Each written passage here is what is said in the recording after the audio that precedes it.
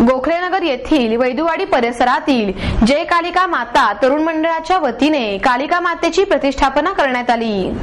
गोखलेनगर येथील वैदुवाडी परिसरातील जय कालिका माता तरुण मंडळाच्या वतीने काली मातेची प्रतिष्ठापना करण्यात आली। मोठ्या उत्साहात आणि भक्तिभावाने 12:24 शुभ मुहूर्तावर हरिभक्त पारायण गोविंद महाराज केंद्रे आळंदी यांच्या हस्ते कालिका मातेच्या मूर्तीची प्रतिष्ठापना करण्यात आली। त्यानंतर पूर्णाहुती सोहळा करण्यात आला। साडी चोळी आणि खणा नारळाने देवीची ओटी भरून घंटा टाळ आणि संभळ वादनाने परिसरातील नागरिकांच्या उपस्थितीत महाआरती करण्यात आली। या कालिका माता स्थापनेचे पौरोहित्य वेदाचार्य डॉक्टर प्रसाद जोशी गुरुजी यांनी केले। शाल, श्रीफळ आणि स्मृतिचिन्ह देऊन हरिभक्त पारायण गोविंद महाराज केंद्रे यांना सन्मानित करण्यात आले।